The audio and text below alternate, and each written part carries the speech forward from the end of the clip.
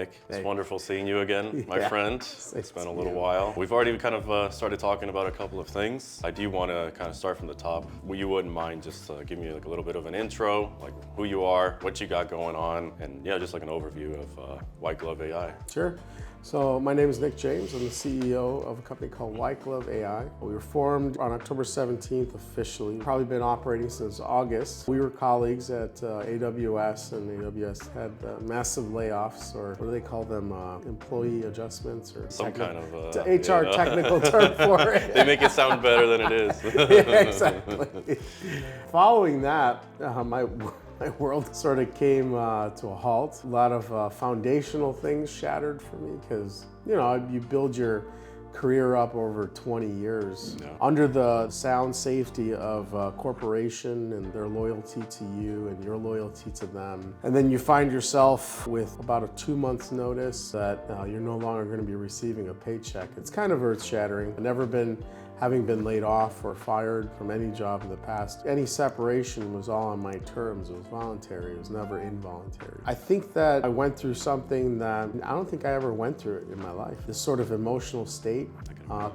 It's almost like what do you think is 7 stages of grief? Right? Yeah. It's almost like it's a kind of death. It's almost like you're grieving. You are. You're grieving the career that you relied on. Especially in my situation, where at that point I was the breadwinner. You know, I was the only working parent. My wife was diligently stayed home and raised our children. So a lot of things just weirdly happened at the same time. There were no kids at home. All of them were in school. Frankly, my wife, she had been contemplating starting her career and finding her identity in, you know, a professional setting. It's really funny. I remember the day. It was April 25th, I believe. I was down at Consensus in Austin. And I remember that. Yeah, you were taking like photos, and I was kind of following you on LinkedIn a bit. And then the announcement came out. Yeah, and the announcement came out. I remember I was walking into the only AWS sponsored event at Consensus. Okay? This is not a coincidence. It's something weird. Yeah. Some sort of like weird worldly manifestation of a bunch of different events. But I walk into this event. I'm with another colleague who I was doing some Web3 work with for AWS. We sit down, and he's been talking to me about the supposed emails that were going to be coming out later that day all morning since breakfast. Like, we met up for breakfast, we hung out, we went to a different event. He had a premonition. Yeah, he did like a premonition. No, you think he was just reading the writing on the walls. Oh, but gotcha. I sat down, you know, and they were about to present the Web3 team that was at Consensus from AWS. I get a ding in my inbox. It's from AWS HR. I'm sorry you had to go through that. Yeah, that's okay. It was dreadful back then, but now it's more of a blessing, and I'll get to a reason why. So I pick up the phone, I call my wife, I text her. She's subbing at school, so this is like she's trying to figure out, is she gonna go full time? She's like, yeah, I'm in class right now, but I was like, can I call you later? I was like, no, I need to talk to you right now. So she calls, and you can hear the worry in her voice. We had been sort of keeping track that AWS has been doing layoffs, but I thought that our team was fine, foolishly. I get laid off that day. She gets accepted into the Texas Teachers Program the same day. Weird. It's interesting. Fast forward a few months, you know, I had to sort of reconfigure and recalibrate my identity. I had a really large anchor of my identity in corporate America and my career. And building that, I took a lot of pride in the amount of hard work I put into that. So I had to figure out a way to take the resources I've accumulated that weren't connected to AWS, right, that were rightfully my own, my credibility, my reputation, my certifications, my education. There were a number of things that I had to really take inventory of and figure out, how do I leverage that as a means to figure out what it is I'm going to do next. The natural reaction was, go look for another job. Right? I jokingly tell people, since I got out of the military, I served for 8 years in the Marine Corps, I got so good at finding jobs, I was better at finding jobs than I was actually at doing the job. Yeah, I can feel that way. Yeah. It didn't work.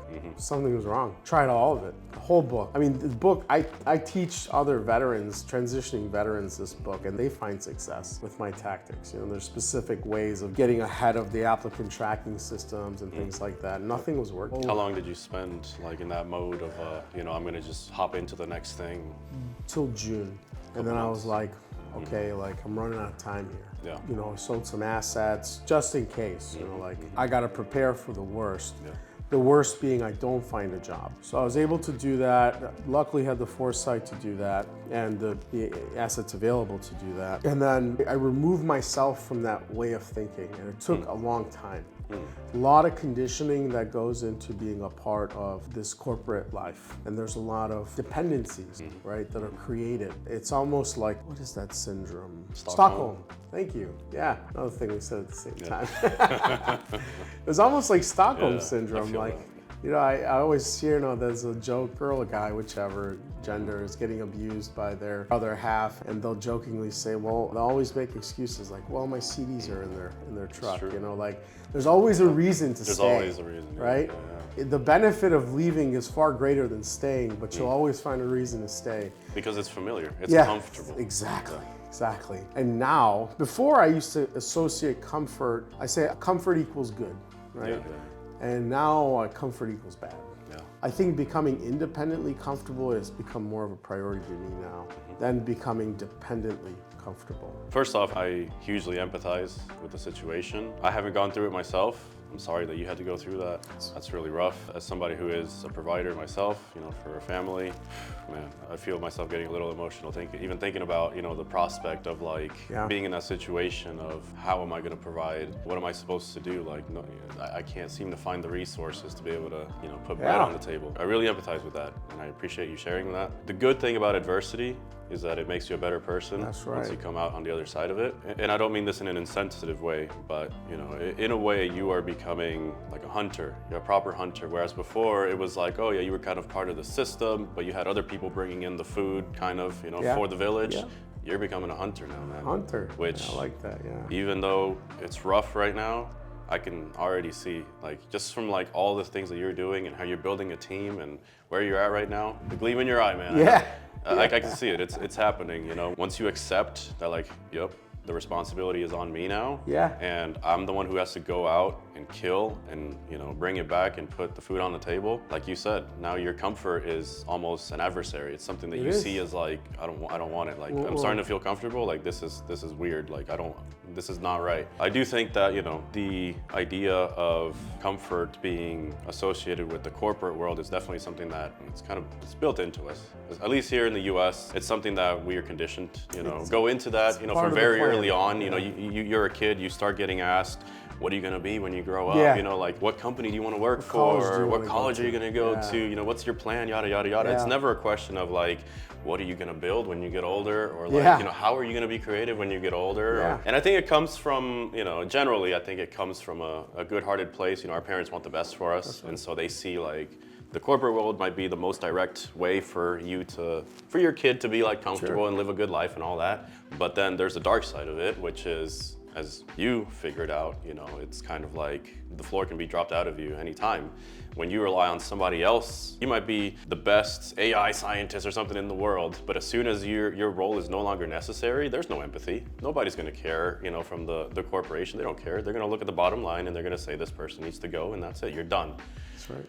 That's the matter of reality, and I love what you said about Hunter. I would always say, and I don't think I really understood the gravity of the statement. I always say I would say I am the most uncomfortable when I become comfortable. And I would say it a lot, but I didn't really know what it meant. You didn't know the full gravity of it. I didn't know what true uncomfortability meant.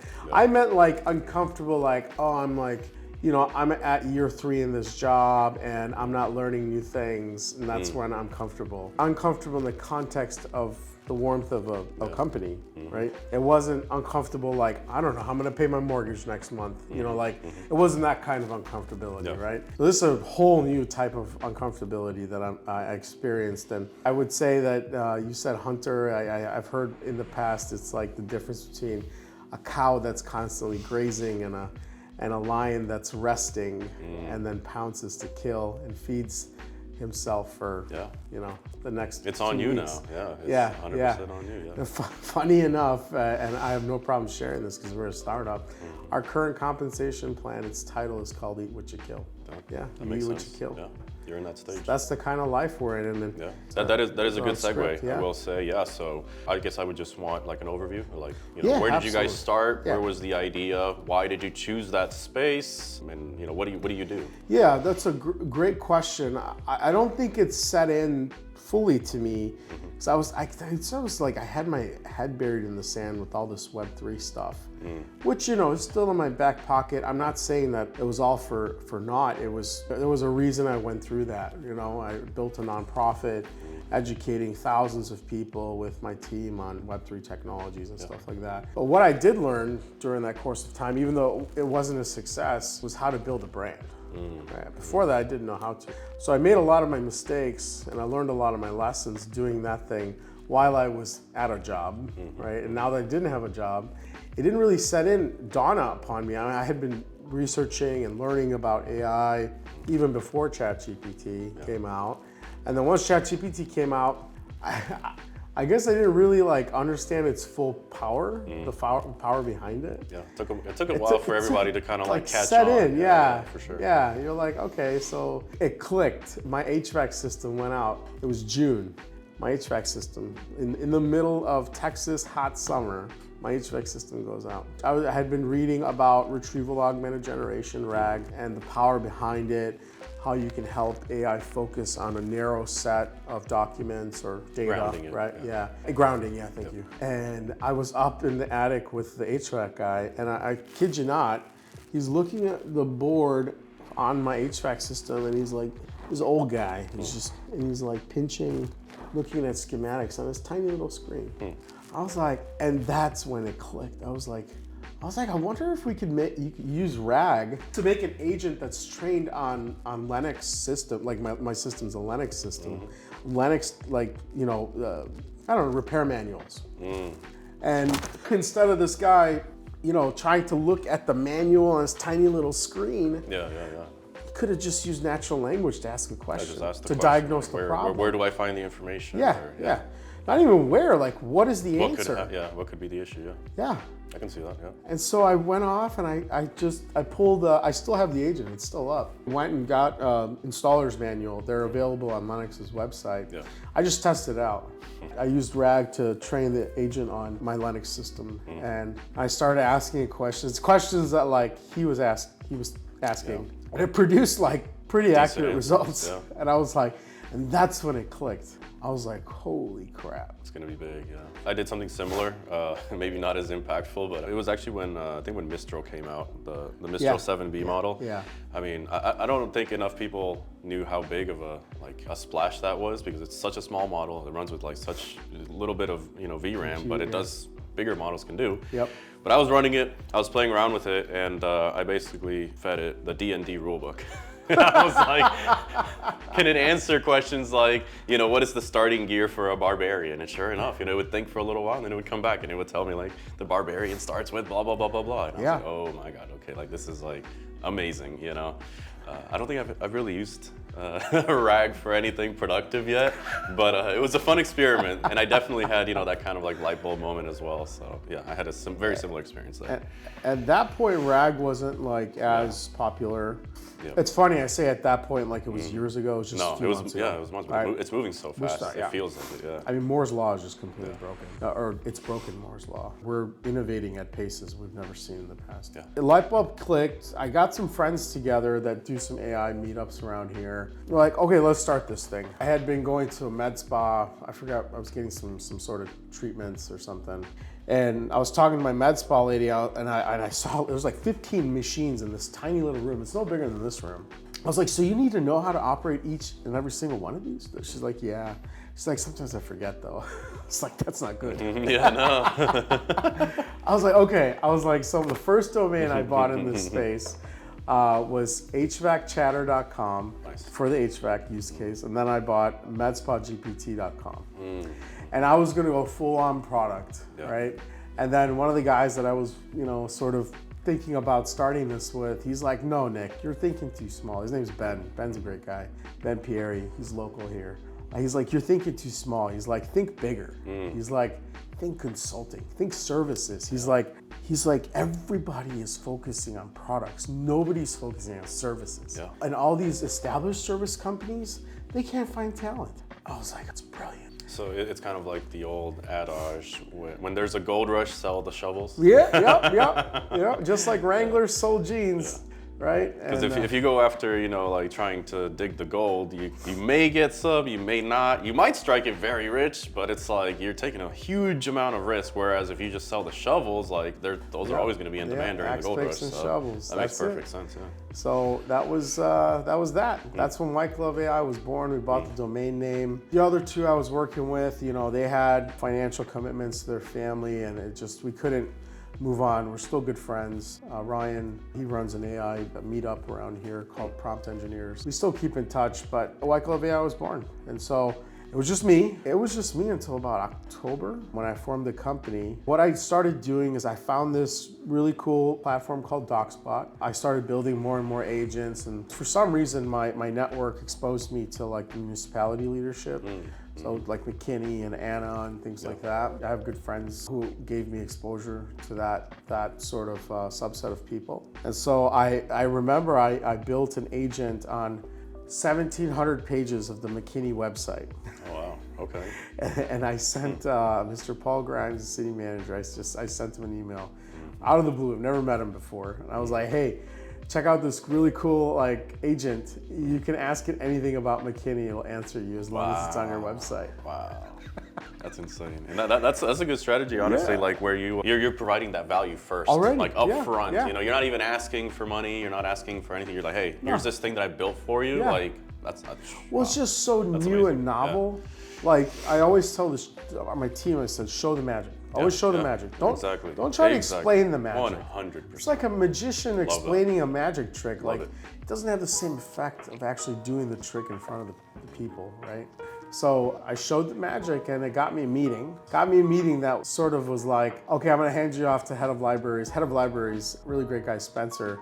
He's very forward thinking. You don't know this, but McKinney libraries have robots in them that do filing. Wow. There's some really cool stuff. So they're already like pretty technology forward. They are. I'm really surprised. So I had a meeting with the team, and they were like, hey, this is great. We want to do this, but it's not the right use case. We just don't have a good use case right now. And I thought that was their way of just being like, okay, that's cool, but not like, it was like nicely letting it down. Right? So I was like, you know what, that's fine. So I kept prospecting, and then I found a client here at the Formation.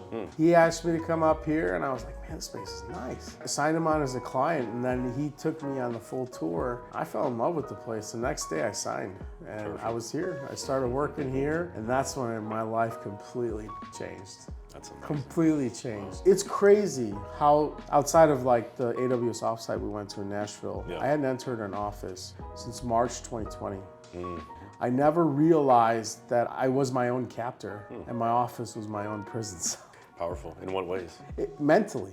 Mentally. I had to physically remove myself from this environment that continued to perpetuate an ideology of being a part of a corporate organization, right? It sounds like I'm being dramatic, but this is how I experienced it. Not until I physically removed myself from that environment that I was able to find new perspective, right? I find new energy. A lot of people speak about vibes and energy and all this stuff. I'm not sure if they really believe in it, but I deeply believe in the fact that you are emitting something right now. We don't have an instrument as humans to measure what it is you're emitting, but and I'm emitting. It's in here. There's an energy, right? Everything runs on frequency. So there's an energy in this room right now. There's an even more amplified energy out there outside of this conference room. The type of energy up here you don't get anywhere. 100%. You don't 100%. When folks ask me, like, oh, why don't you go down to Austin or whatever? Honestly, I think that's the new answer I'm going to give, because that's really what's inside of my heart. Is like, there's something here that I can't really fully explain, right? Like, there's something in the air. Something in the people, something in the culture, something in the food, all of it, that it's like, I have like my internal wavelength, and it kind of like just like compliments it, man. Like, it uplifts you. Right? It goes up and up. It amplifies it. It's just all the right ingredients are here, man. 100%. You know, so like, When I came here, I was like blasted, you know, I was just like you see like those commercials where people are like getting energized by music. That was me, you know, like just got blasted with this energy, and it just everything changed. He's not my client anymore. We're taking a break, but his name's Manish. He sells premium closets. I was like, wow. What do you need unique. an AI guy for Unique use case there. No, but he's very forward thinking. He's a technologist, but he sells closets. Yeah, good guy. But he brought me up here. I signed up, and that was it. I was prospecting. I had some deals lined up that didn't fall through. But the cool thing is, I was leaving here. I remember I was leaving here on Thursday evening, and I get an email from McKinney, and they're like, "Hey, the time's right now. We got a good use case for you." I was like, you know, I was like, so many doors closed that day for me. Right? And McKinney opened. So it's interesting because I literally have it in my notes here. There was something that I wanted to bring up, which is I have a very deep belief. You have to set yourself up for the opportunities. Luck plays a huge role in our lives, more than most people want to admit. Most people want to say, oh, I did this myself, like I worked hard, like I made it happen. If you look back, you know, throughout, you know, your career, my career, his career, everybody, like, there's always an element of luck, but the key differentiator is, are you ready to seize on that luck that comes your way? Yeah. And it sounds like that's exactly like, you know, kind of what you're saying is you have to be the right person, right? Be ready to seize when luck shows itself. And it sounds like you are. Like you are really seizing on it now. That's right. That's the formula for luck. Exactly. Opportunity preparedness. And so that's the crazy thing is that I actually didn't even know Nate this time last year. Can you believe that? No. Yeah, I didn't even know him. I had met his girlfriend back in high school. We went to like this field trip thing together. We knew each other for like a week. And just because it was like a JRTC thing, so you know, we kind of had like, our squad had like a bond, you know, so we kind of kept up with each other a little bit through the years. And we were just like, oh yeah, I'm in Dallas now. When I moved here, I had like hit her up and I was like, hey, let's meet up. And we just never got around to it. But then I had put out the call saying like, hey, you know, I'm starting a YouTube channel. Like I need somebody to help me out, somebody that knows stuff. And she's like, oh, my boyfriend, like he knows all this stuff. He like runs his own company and everything. I was like, oh snap, like this is the perfect time. Let's go. We met up and within 48 hours, we were like signing. We were like, yeah, man, we're going half season on this. Like we're on the same wave. Like, yeah, so it's just amazing. It's just another example, you know, you got to be ready for it. Like if you build yourself up to be the right person for when luck strikes, you can seize on it. Yeah. But if you don't do the work up front and luck comes your way, it's gonna pass right by you. You're not gonna be able to catch it. I would say that I would half agree on luck. It's more of what you said. I think we call it luck because we aren't smart enough to understand the true complex nature of serendipity and fate. It's not coincidence. I like the word serendipity. Yeah. That's the one I use. I just call it planned serendipity. That's my term I like that. Yeah. I remember, I forgot who said, I was watching some documentary on trees and the system that nature is built upon, that we're such a dumb species, we can't even see how beautifully complex nature is. It looks so simple to the human eye, but it's such a complex, nature is technology. It's technology far more advanced than we will ever see in our lifetimes. Sure. So I apply that same thing to like, hey, was all this luck? Or did I put myself out there? I found the right people. I put in the work. Yeah. You know what I'm saying? One of my teammates, Jeff, he speaks to me about, you know, manifestation. You may think it sounds like some woo-woo stuff, you know, like some fluffy. Some people do take it into a weird place, but I know what you mean, yeah. I think sometimes it's like, now I get to a point in my life where, you know, it's a chicken or the egg dilemma. Am I simply reacting to an environment and a reality that's produced outside of me? Or am I the director of my own movie? Is my environment responding to me?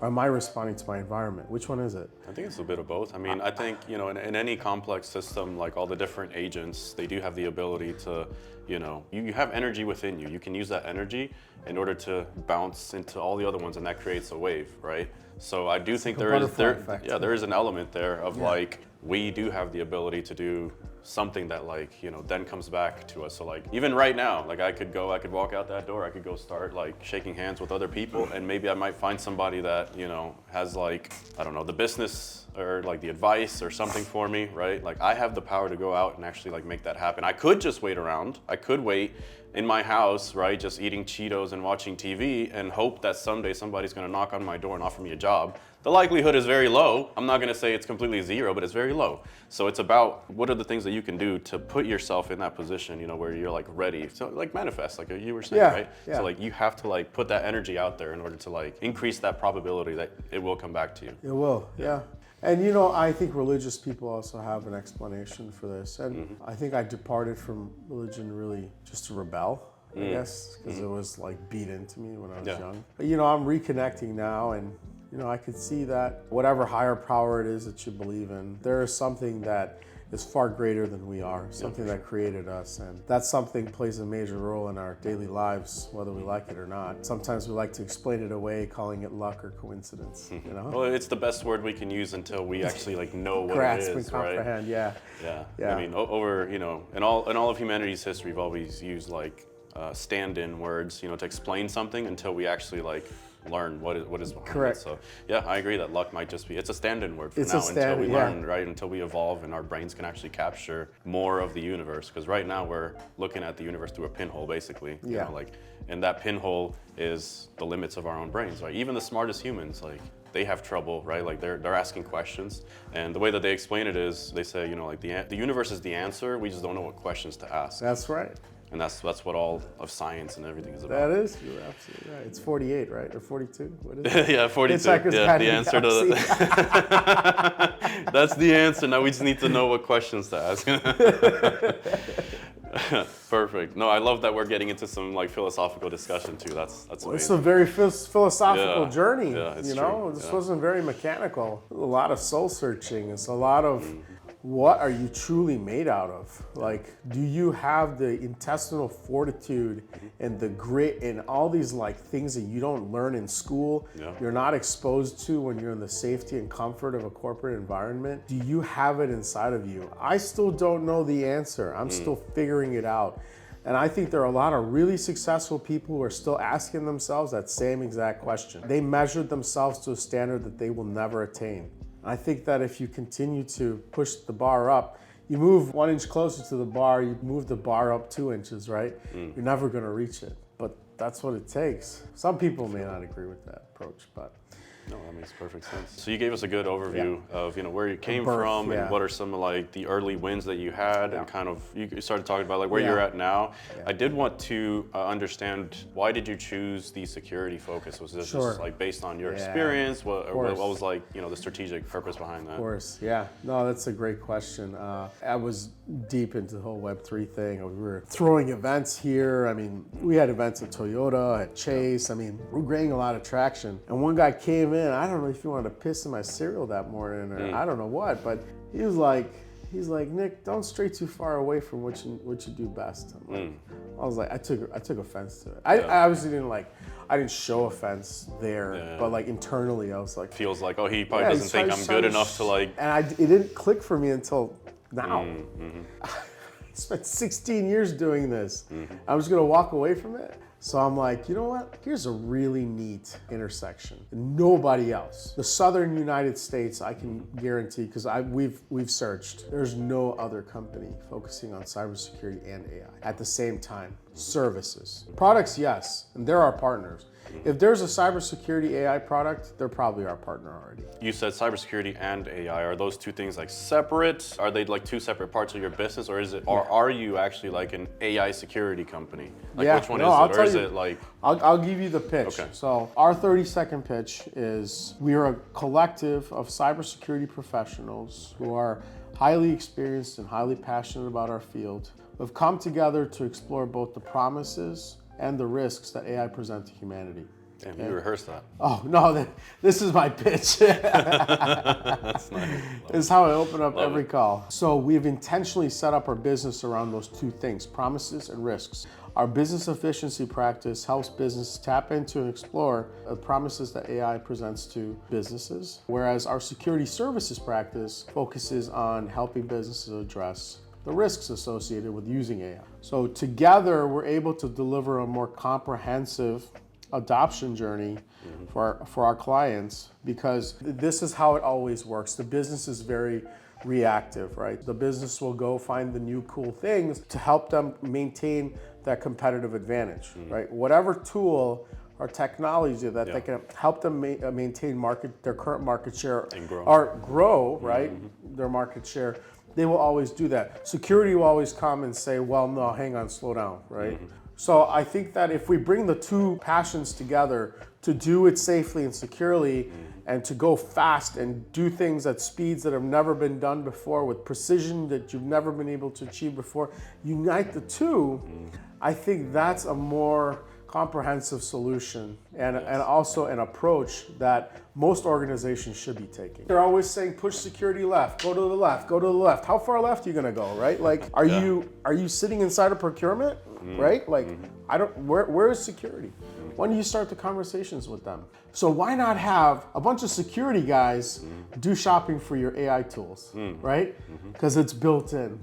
Every single decision we make, security is always on our mind. Because we have 6 executives with 130 years across our executive leadership team in cybersecurity. We got 68 years of combined service in the military on our team. They were hand selected, right? And most of them came to me. Okay? That's powerful.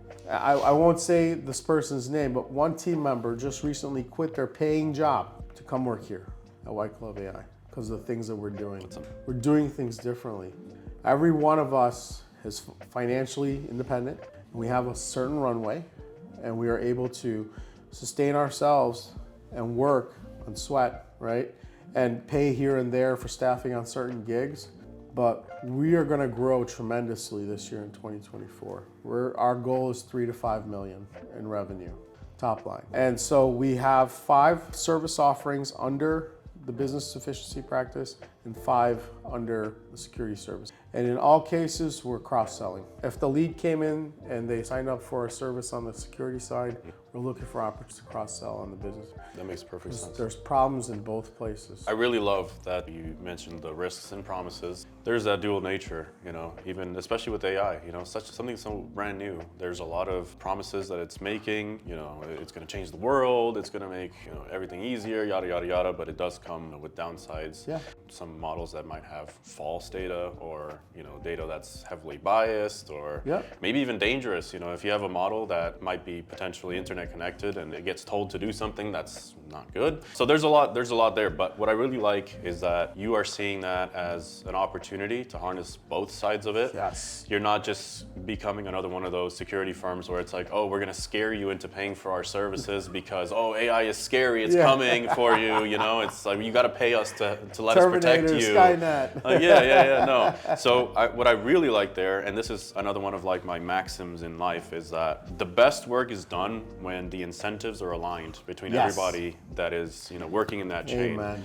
And so when you are properly aligned, your incentives and your customer's incentive, that just opens up, everything for both of you. You can just talk to each other like normal people. It doesn't have to be a game of like, oh, what cards am I holding? What am I holding back from you? Am I trying to scare you? Yada yada. You're there on both sides, so you can say, yes, like I'm here to help protect you, but hey, like we also push you forward, get you more revenue, get you more users, etc. by harnessing the power of AI. I love that. That's wonderful. Yeah, I even shamelessly infringed upon the age-old security triad, CIA. I came up with this thing called the AI security triad. The 3 sides of the triangle are security of AI, so the first side. How do you secure AI within the enterprise, right? Then second side is security with AI. How do you augment your cybersecurity teams, right? This is talking about business efficiency inside of cybersecurity. How do you augment your cybersecurity teams with AI tooling to make them go faster, make them be more precise? With the volume of logs an organization collects and the amount of damn Splunk dashboards we build, like you'll never have enough eyes on glass, right? To catch everything. And the old saying is, we have to be right all the time, and the adversary only has to be right one time, right? So AI gives us our CISO, Daniel, he calls AI a force multiplier. It takes every human being and turns them into 10. So it's not about replacing the human beings as much as it is about taking the ones that you have and allowing them to do 2x, 3x, whatever amount of time, the work that they're able to do now. It should not be subtractive. This is not a subtractive game. Yes. And I think a lot of organizations will make mistakes and I think think they that already this is are. Yeah. They already are. Yeah. They're seeing it like, oh, I can save on costs, like I can reduce my workforce and just like push it all to Chat GPT. Yeah. And it's like, ooh, like in the short term, that might be, the play. Yeah. But medium and long term, I think those companies are definitely We will see. they're gonna regret, I think. They're going to regret it, and we will see a displacement, right?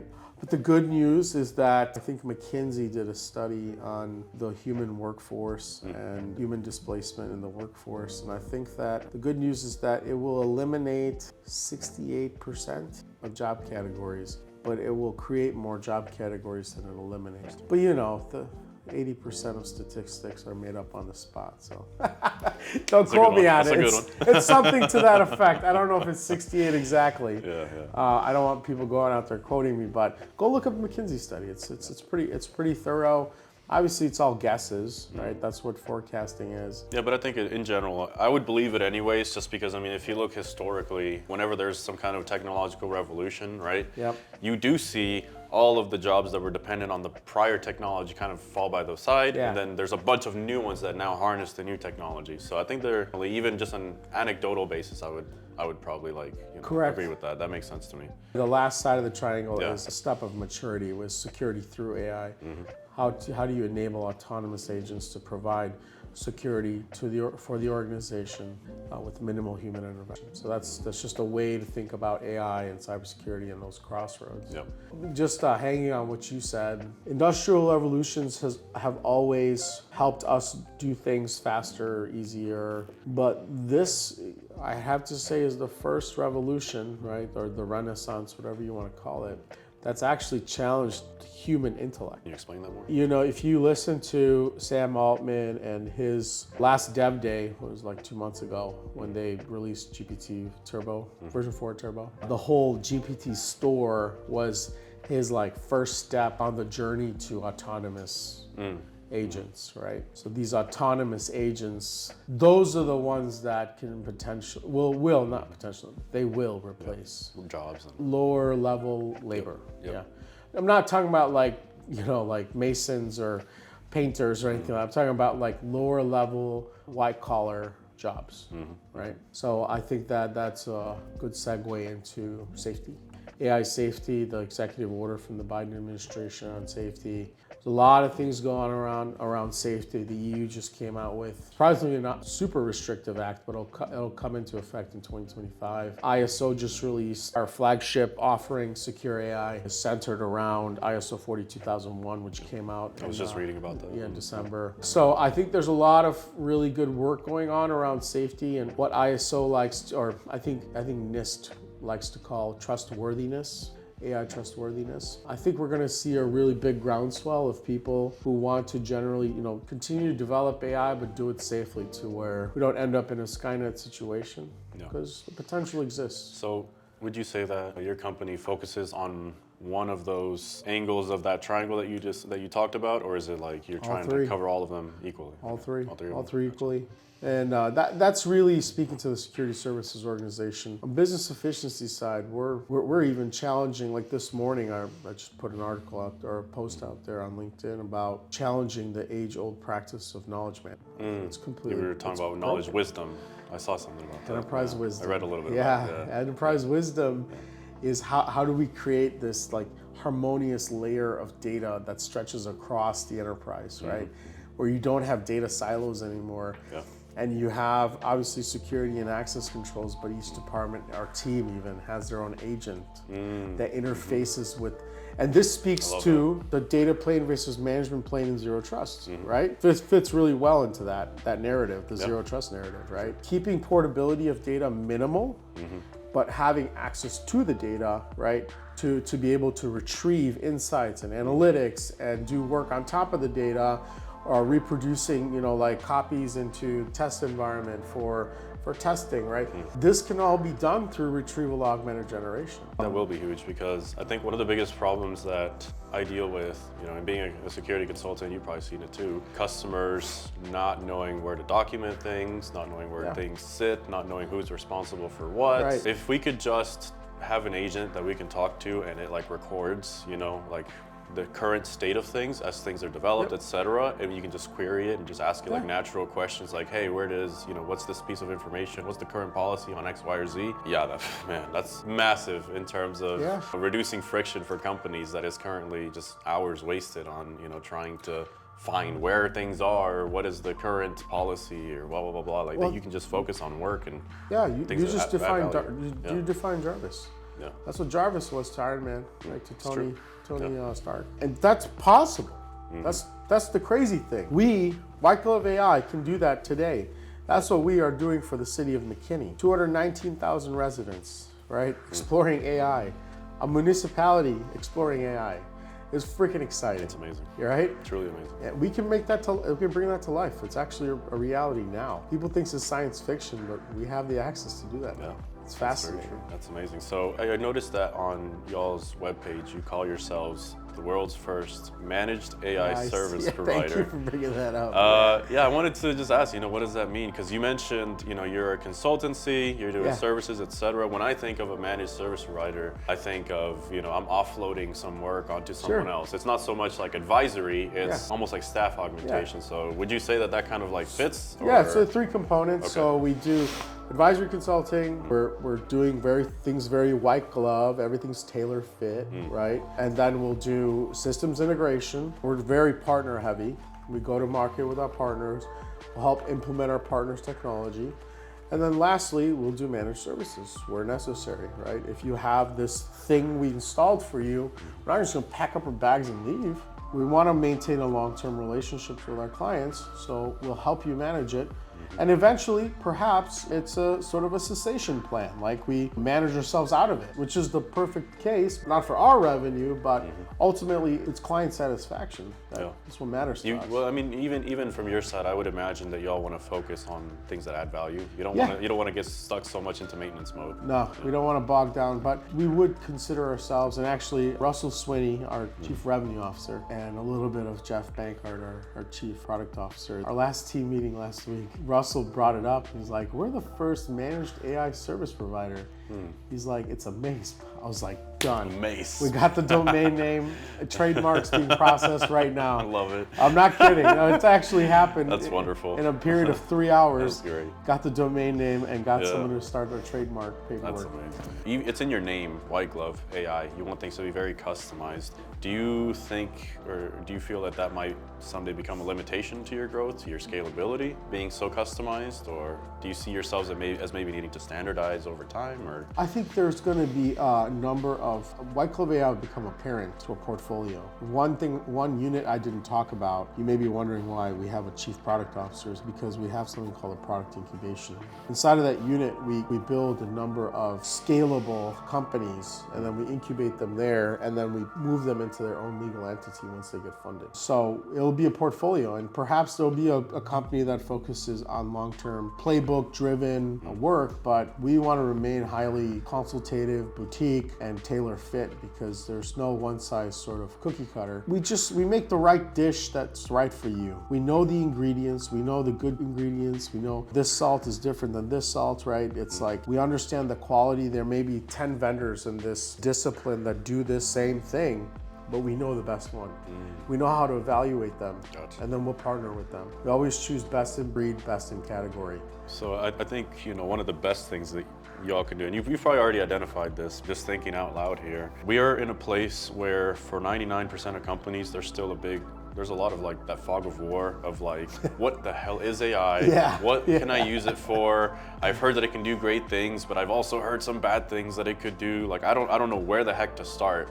So it sounds to me like you want WhitegloveAI to be the one that's like clearing that fog, moving it out of the way and like laying out the plan for your customers. That's amazing. Yeah, I love the way you said that, clearing out the fog of war. I mean, that's what it's like right now. There's a lot of uncertainty, there's a lot of doubt. There's there's a lot of people just like they're setting up, you know, activist groups against AI. You could be scared of it, but if you don't do it right, hopefully we're a positive force in that sense, right? In that regard. But I think, you know, like I would say the biggest prediction for 2020 would be you had mentioned Mistral earlier. Mistral falls into the category of small language. We are going to place a heavy focus on SLMs, privatized SLMs, right? Where you put them on an island and they work. You put them on your phone, they work, right? SLMs are going to be a big part, and I think that whoever's listening and watching out there, if you want to focus your energy on an area, focus your energy on a place where it's going to be really profitable and very lucrative, think about routing. Early on in the internet, we had that problem, right? And then TCP/IP came out, right? And that standardized how we construct packets and how it goes from layer 7 to 1, right? And back up to 7. Think about routing and messaging, connectivity between us. That's where I'd be focusing. What is the new DNS or DHCP for SLMs? The new protocol. New protocol, communications protocol for SLMs. Because SLMs are going to be cordoned off into they're going to have knowledge barriers, right? And they know that they're only fine-tuned for a very specific set of knowledge. Once they reach that, it's like me picking up the phone and calling Nate and being like, hey, I got this far with my video equipment, and now I need your help. I know my limitation on my knowledge, right? Perhaps if I was given the ability to go search for it, I could go search for it. But I know someone who's an expert who can answer me directly because they have this corpus of knowledge around it. So I just call Nate. I pick up the phone, I call Nate, gives me an answer, I'm good. So it would be like a web of expert models, kind of like decentralized network of SLMs. Okay. Yeah, it's something novel. I haven't even looked into anything like that. That's really interesting. I'm gonna go look into that more. I'm simply prophesizing here. I think that's putting things together at this point. But I think that these large language, closed source, publicly facing models are gonna have their use case, obviously, because OpenAI has private instances and they have ChatGPT Enterprise. And I think that they will surge a large subset of the enterprise market. A lot of businesses were already doing their own foundational models before ChatGPT came out, and I think that they'll continue. But with the creation of these super efficient SLMs, I think that there's going to be a huge cottage industry just built around that. I definitely agree. I think for a while there, everybody was focused on the bigger model, like the next big one that's going to come out, is it going to be more generalized and be able to, have a larger corpus of data that it's trained on, etc. But somewhere along the way, I think around the time that maybe Mistral came out or Llama, people were like, oh, hold on a second, maybe we're focusing a little too much, on these the big boys, which do have their place. There is a place there for them. But these smaller language models that have comparable capabilities to some more of the bigger ones, but we can run them locally. We can, make them more cost efficient. Secure. Yeah, you can own it on your own. You don't have to rely on somebody else to serve a model for you. I definitely see that being, the wave right now is the smaller ones. Yeah, we should be bringing on our principal data scientist on at the end of the week. It would be our first AI hire, AI talent. He's a brilliant kid. If you can give specifics, what is the specific roadmap for this year? What does that look like for you? What is your number one priority and what's 6 months, 12 months? Investment and revenue. But specifically which services or which products or? We're sort of opportunistic rather than just deterministic when it comes to industry. But as far as services, we're very deterministic. I would say that Wisdom AI, which is the enterprise wisdom on the business efficiency side, is going to be our biggest source of revenue. And then Secure AI on the security services side. Ultimately, we want to go to every large enterprise and help them build their AI management system. And not only around ISO 42001, but also woven in is the AI risk management framework from NIST. We'll put the MITRE's Atlas framework in there, the OWASP top 10 for large language models, right? And we deliver that service with 2 partners. I won't disclose the partner names right now, but it's a holistic and comprehensive solution. So frankly, some of our partners have been very honest with us. They're like, we got people knocking on our door, try to service them. Then we get to a point in the conversation, they just don't sign because they're like, well, we're kind of like a point solution. So we're starting to see this narrative form around there's this one specific tool that does this one specific thing. It may be great at what it does, but it's not a part of a larger ecosystem, right? So that's where we come in, because we bring in the we're talking about everything. We're talking about the ecosystem play. And then we position vendors inside of our service offering, right? So now we're coming in having a large conversation, not a point solution driven conversation, right? You're kind of like coming in and saying, here's the roadmap, for your business. It's not so much like, let me just give you this one thing that you can use or whatever. It's like, we're here for the long term. That's right. Yeah, that's amazing. Man. Our channel, we have a heavy focus on like cloud, hence the name Cloud Dreams. So I have to ask, is cloud like a big part of your strategy, or are you focusing more on like helping companies serve like edge models, like on premises? Like what are you looking at? I'd say we're deployment agnostic. Okay. Wherever you are, wherever you want to be, we have a solution for it, right? That's why we're White Glove. We have a very strong cloud expertise on staff, like our CTO was a principal at AWS. He's very strong in cloud. So are many of the others. If you want to deploy at the edge on your users' phones, right? Totally fine. I think personal AI is really going to ramp up, on top of the SLM trend. Personal AI and having SLMs that know all about Jonathan Torres and only about Jonathan Torres. You can't say we only do this one thing. Yeah, that makes sense. Are you guys currently looking for any like funding or anything right now, or? Yeah, we're doing a $5 million raise on a safe note. Probably a handful of investors. We have a few feelers out. We got some decision calls this week and next week. Yeah, we're raising $5 million for 24-month runway with 150K burn rate per month. Sounds like you've got it like all detailed. You know exactly what you do. I mean, we have a deck. That's perfect. Love if it. anybody's interested. Is it a public deck? Yeah, no, it's not public.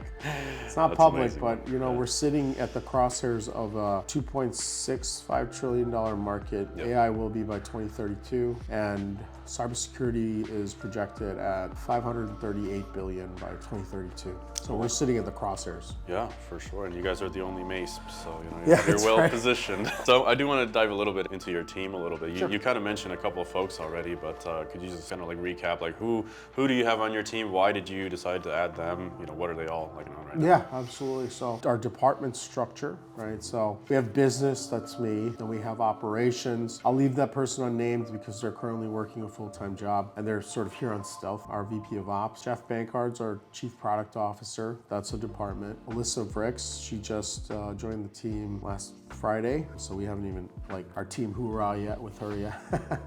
We will this week. So marketing. Then we have our CTO, who will remain unnamed. He's also in stealth, so that technology. Then we have Daniel Valencia, it's our CISO, so security is another department. We have 7 executives in total, including myself. And then we have Russell Swinney, he's our Chief Revenue Officer. So revenue is a business unit. So I think combined with that, the last executive I'm hiring for, whether fractional or full-time, is Chief Financial Officer. Revenue's will drive sales, finance will keep the books in order. That's why I said earlier, our compensation plan is called Eat What You Kill. Everybody's a salesperson. Everybody is incentivized through the Eat What You Kill plan to sell. Put the work in, get investment, get new clients, they're compensated every turn, okay? Because we're unable to pay them a consistent full-time salary right now, they're generously compensated. Any money coming in, I won't even say revenue, any money coming in, whether it's investment, it's revenue, or you're putting in time on a client work, doing billable hours, they're compensated. That's the right way to do it. Along with equity. Yeah, especially early on. I mean, there's really not much, you can have your titles and everything, but at the end of the day, when you're a startup, everybody's wearing all the hats. Everybody's wearing all the hats, we're flat, there's no organizational hierarchy. I mean, I'll make decisions as a CEO, but a lot of the times my decisions are made because somebody else told me that that's what we should do. Because I can't possibly know everything, I can't be the expert at everything. That's why they're here, right? Because they are experts in their own domain. Yeah, no, that's amazing. It sounds like you do have you have a very strong team. Yeah.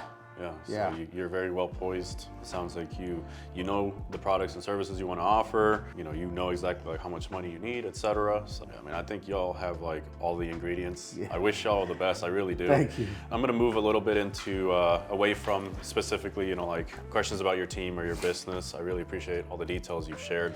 I think I told you I was gonna ask this earlier, but why Dallas? Why are you here? Why did y'all decide to stay here? Why not go to Austin, which is the tech mecca of Texas, right? It's the new Silicon Valley.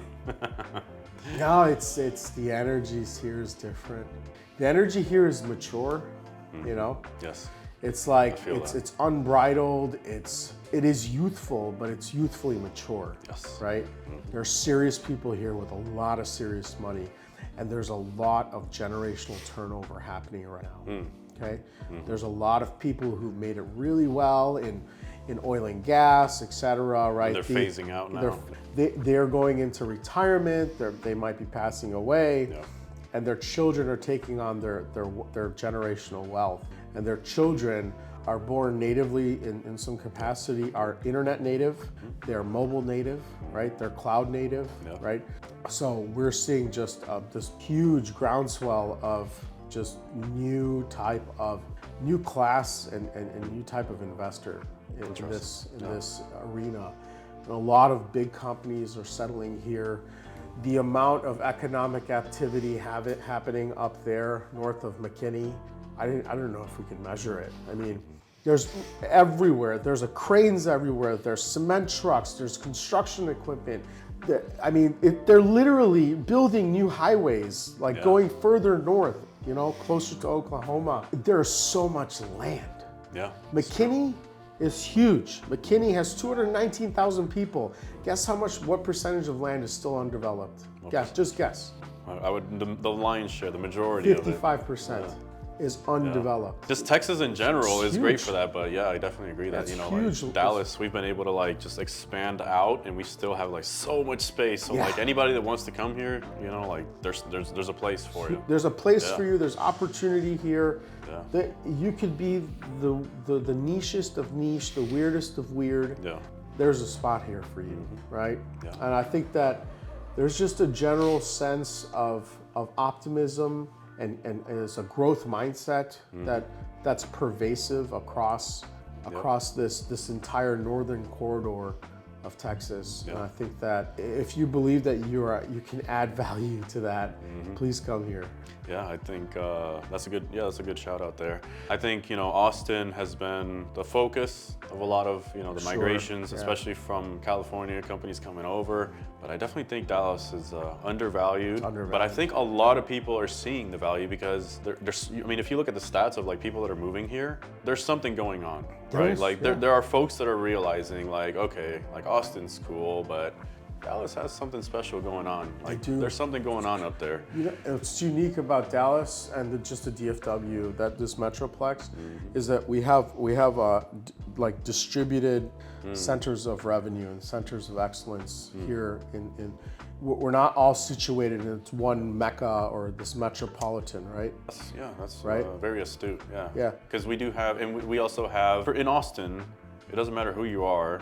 And this is my experience, like just having visited a couple of times. I'd never lived there, but the way it felt was, it was like whether you are, you know, the creative or you're the business person or whatever, you kind of just all have to be hodgepodge in like one place. Yep. Whereas with DFW, it's like, if you want to be more like musically minded, you go to like Fort Worth. You know, if you want to be like in the heart of the city and like, you know, be involved with like everything that's going on there with like Dallas, you can go there. If you want to like come up to like North Dallas, right? Like there's a different vibe there. Yeah. Like there's a place for everybody.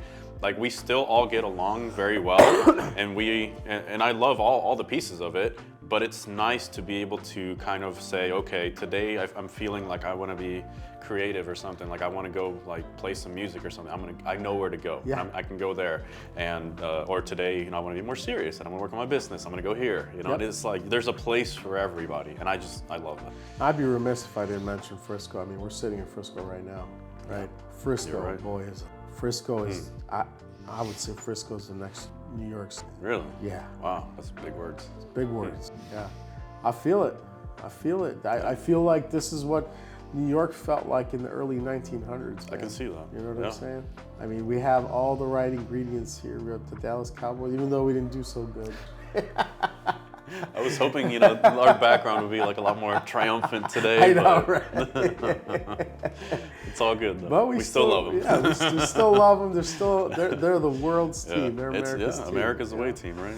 Yeah. It is. I didn't know until recently that Houston had a football team, honestly. Yeah. I thought Nobody Texas just had cares. one team. Call me ignorant. I'm not a big like football guy. Yeah, me either. Yeah, I'm not I huge was into like, I it, just but, recently yeah. learned that we have the Houston Texans. I didn't know they were a team. But that's another thing, you know, like we have like the sports here and everything. Like I think that brings like its own energy to it as well. It does. Like, yeah, we It's just really we cool have it all. melting We have pot. it all, man. Like Yeah. I don't see myself moving anywhere else. Like No. I look around sometimes, you know, I'll be like, oh, like I see a lot of people going to like Denver or like, you know, Oregon, like Portland and stuff. But like I visit those places and I'm like, nah, man, this isn't it. Like That's a place to vacation. Yeah. This is a place to I like live. visiting those Yeah. places. It's beautiful, etc. Even like Austin, when I was there last week, like I really enjoyed visiting, but it's just not. It's not my wavelength. not home. Yeah, no. This right This here is is where I home, want to be. man. This Yeah, is it's the the right place to place. live. Yeah. This decade will definitely, I think, be the decade of Dallas. I'm We're in coining the it. right place. The decade of Dallas. Decade of Dallas. I happening. love I that. think it's gonna happen, man. Send that to Dallas News, man. Decade of Dallas. Yeah, man. So, you know, we're kind of getting towards the wrap up. Really appreciate all your time that you spent with us. I just want to ask you a couple of slightly more personal questions. So the first one would just be, what do you attribute your success to? Or like where you're at right now, where you have all this knowledge and experience and you're moving forward with this thing that you have like 110% belief in? Like, what do you attribute, you know, that success or that where you're at now to? My family. Family. Yeah. They give me purpose. Mm-hmm. My wife is like insanely supportive. I mean, any other spouse, generalized, would panic with being a single income household and would force their spouse to find the next Go work place McDonald's. of comfort, Yeah, right? like, Yeah. you better. Yeah, get you out.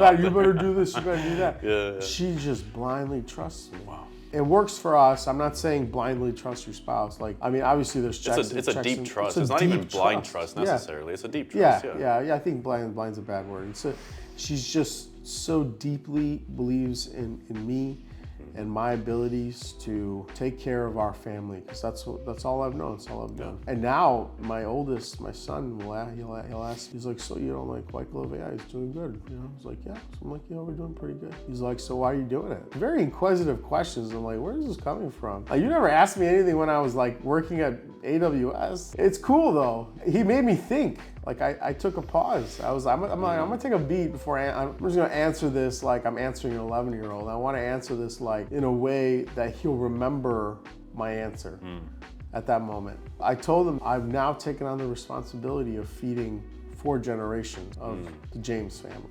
It's not just feeding my family. Yeah. It's his responsibility as the oldest to continue that, right? This is my new purpose, to leave it better than I entered it somehow. That's the right thing to do. Right? And just be a good person. It's free to be kind, man. It's true. You Yeah. know? When anybody asks me, what do I want for my son, right? Yeah.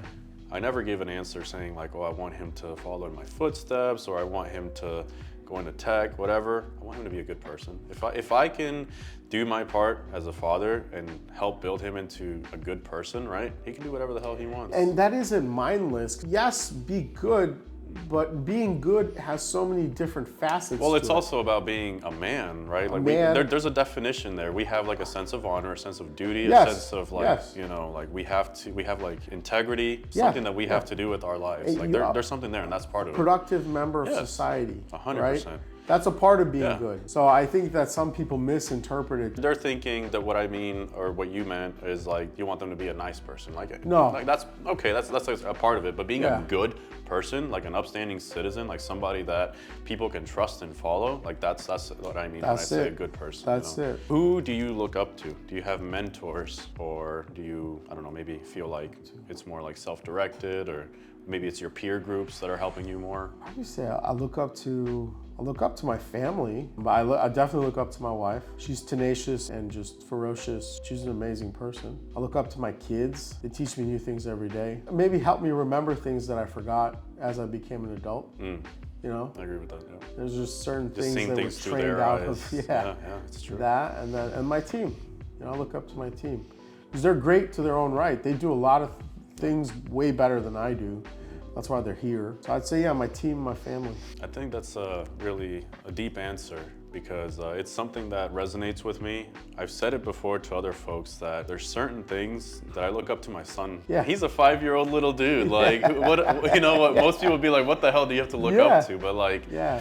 He really does have, certain qualities that, like you said, it just like reminds you like, oh yeah, like that's important, like Yes. things that either, just life kind of beats out of us, or that, maybe society doesn't prioritize, or things like that, like we kind of like just let those things atrophy, but that in a child is just natural to them, right? And like if you can kind of like see the world through their eyes, it just like helps that part of you like grow again. So I definitely agree with that. I love that answer. That's wonderful. It's like a renewed perspective. Yeah, very, very true. Yeah. What would you say is your mission in life? What drives you? I think I touched on a few things, is to leave it better than I entered it and to secure my family. The legacy? Yeah.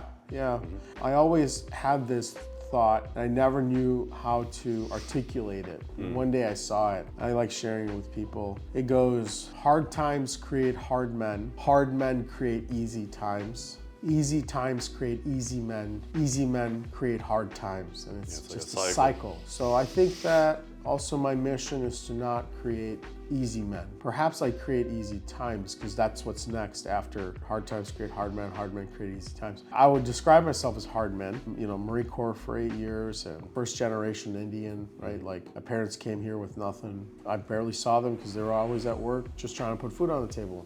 I think it's kind of similar, for me. Like I didn't come from like dirt poor or anything like that, right? Oh. It was definitely very humble beginnings, but my parents always did what they needed to make a better life for us. Looking back at where like my dad came from, where my mom came from and stuff, they were caught in a place where the way that they describe it, or my dad would describe it, as like a vicious cycle, of like, yeah, victim of circumstance. Multiple generations of folks that just kind of perpetuated what they had learned from the previous generation. Right. And it was up to, my parents were the ones that escaped that. They broke the wheel. They said, no more, like we want something better for our kids. That's great. And so I see like part of my mission in life is to continue that. But I like what you said, that it's not necessarily our mission to just make things easy for our kids. No. I definitely don't think that's the right approach. No. Because then, you just have a weak person. You've created a weak person. You haven't created that, like I want to create a good man. That's not part of it. Struggle builds character, right? That's right. And so and strife. That still needs to be there. Risk taking still needs to be there, etc. So even if I was going to, let's say, I build something big, right? I have an empire that I can give over to my child. I wouldn't want to do the stereotypical thing of just, giving them the CEO job when they turn 21 or something like that. Like, no, my son is going to know what it means to work hard and struggle and have to take risks in order to get ahead. That's right. So yeah, I definitely agree with that. Last question here. What is your advice to somebody that sees you and your company and they're motivated, they're like, wow, like this person's doing something amazing. What's your advice for them so they can, like do something for themselves? How do they get started? I think the most fundamental building block of our evolution as a species is curiosity. So you must remain ever curious. Find what makes you curious. Love it. In this space. Love it. And have fun. I always tell people, even when I'm in professional settings, just straight up front, I will tell them I'm a child of this industry. I'm looking at it through a child's eyes, through a child's perspective. Yeah. And every day I'm trying something new. I'm deploying Mistral and I'm using Jupyter notebooks. Like, I've never done this stuff, but it's just so much fun. It is. Right? It really is. I know it's very stereotypical in my position to say things like this may seem like I'm serving platitudes, but that's really what it takes. Like, if you're not enjoying yourself, then you're doing the wrong thing. You have to enjoy yourself. You can find what you love in this horizontal because it stretches across every domain.